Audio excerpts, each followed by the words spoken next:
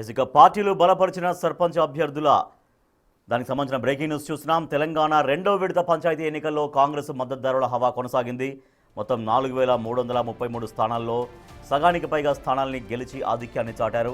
జనగామ, నిర్మల్, సిద్దిపేట, కొమరం భీం మినహా మిగిలిన జిల్లాల్లో కాంగ్రెస్ బలపరిచిన అభ్యర్థులు అత్యధిక స్థానాల్ని గెలుపొందారు.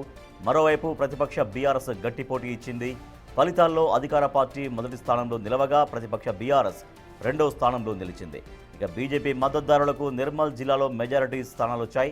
స్వతంత్ర అభ్యర్థులు మూడో స్థానంలో నిలిచారు.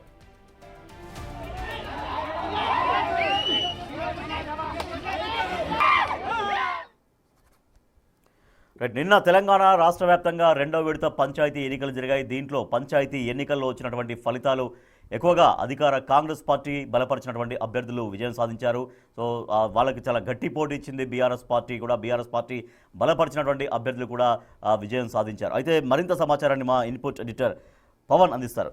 పవన్, నిన్న వచ్చినటువంటి ఆ ఫలితాలు చూస్తే అటు పార్టీలు బలపరిచినటువంటి క్యాండిడేట్స్ గెలుపొందినటువంటి విధానం ఏం చెప్తుంది? సో ప్రజలు ఎన్నుకున్నటువంటి ఆ అభ్యర్థుల క్వాలిటీస్ కావచ్చు, అభ్యర్థులు వాళ్ళ దగ్గర నుంచి ఆశించినటువంటి అభివృద్ధి కావచ్చు, ఎట్లా చేయాల్సినటువంటి అవసరం ఉంది? ఓవరాల్గా పార్టీలు బలపరిచినటువంటి బలాబలాలు ఇవన్నీ కూడా ఎట్లా అనలైజ్ చేసుకోవచ్చు?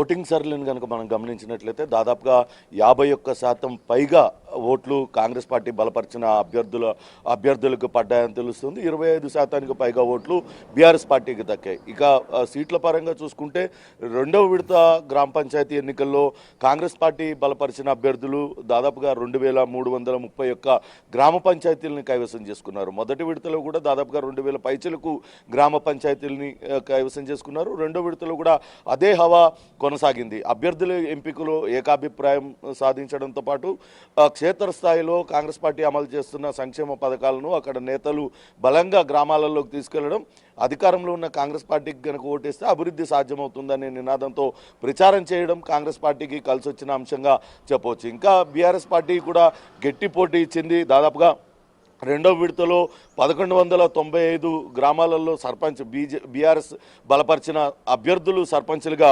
గెలుపొందారు. కానీ కొన్ని చోట్ల అధికార పార్టీ కాంగ్రెస్ పార్టీ ఎమ్మెల్యేలకు ఎదురు దెబ్బ తగిలిందనే చెప్పాలి. ఇప్పుడు మానకొండూరు ఎమ్మెల్యే అటు కవంపల్లి సత్యనారాయణ ఆయన సొంత గ్రామంలో అటు బీఆర్ఎస్ అభ్యర్థి అక్కడ గెలుపొందారు. అటు ఎమ్మెల్యే బలపరిచిన కాంగ్రెస్ పార్టీ బలపరిచిన అభ్యర్థి అక్కడ ఓటమి పాలయ్యారు. ఇక మహబూబ్ నగర్ జిల్లాలో కూడా అటు పర్ణికారెడ్డి వర్సెస్ డీకేఆర్గా కొనసాగింది. వాళ్ళిద్దరు కూడా వరుసకు అత్త మేనకోడళ్ళు అవుతారు. అక్కడ పోటీకి కూడా ఇద్దరు మహిళా అభ్యర్థులు అత్త కోడళ్ళే పోటీకి దిగారు.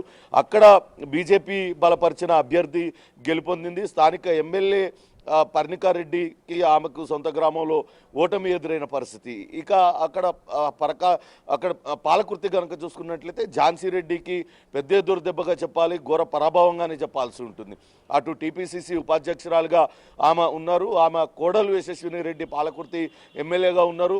వాళ్ళ సొంత గ్రామంలో వాళ్ళు బలపరిచిన అభ్యర్థి 80 పైగా ఓట్లతోని ఓటమి పాలయ్యారు. వాళ్ళు బలపరిచిన అభ్యర్థులు కాంగ్రెస్ పార్టీ అభ్యర్థులు దాదాపుగా 3 చోట్ల వాళ్ళందరూ కూడా ఓటమి పాలయ్యి అక్కడ కాంగ్రెస్ రెబల్ అభ్యర్థులు అందరూ కూడా గెలిచిన పరిస్థితి కనపడతా ఉంది. ఇక బీజేపీ పరిస్థితి మరీ దయనీయంగా ఉందనే చెప్పాలి. ఎందుకంటే ఇక్కడ వాళ్ళు ఈసారి 255 సీట్లలో వాళ్ళు గెలుపొందారు. మొదటి విడతలో కూడా 200 పైచలకు గ్రామాలలో బీజేపీ బలపరిచిన అభ్యర్థులు గెలుపొందారు. కానీ ఈసారి 2 సార్లు కూడా బలపరిచిన అభ్యర్థుల కంటే గా గెలిచిన అభ్యర్థుల సంఖ్య ఎక్కువగా ఉండడం చూడాలి. అంతేకాకుండా అక్కడ కరీంనగర్లో ఒక వింత పరిస్థితి అటు బీజేపీలోని అంతర్గత పోరును బయట పెడుతుంది. అక్కడ ఈటెల రాజేందర్ మల్కాజ్గిరి ఎంపీగా ఉన్నారు. ఆయన సొంత జిల్లా ఉమ్మడి కరీంనగర్ జిల్లాలో ఆయన బలపరిచిన అభ్యర్థులందరినీ కూడా బీజేపీ ఓడిస్తుంది.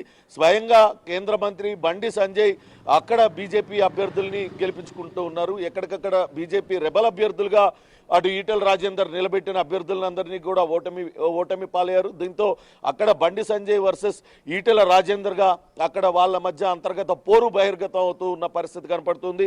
ఇక సిపిఎం కూడా కొంత మెరుగైన పరిస్థితిని చూపిస్తున్నాయి. సిపిఐ గతంలో కూడా 20కు పైగా గ్రామాలలో తమ ఆధిక్యతను కొనసాగించింది. ఈసారి 29 గ్రామాలలో సర్పంచ్ అభ్యర్థులుగా సిపిఐ బలపరిచిన అభ్యర్థులు గెలిచారు.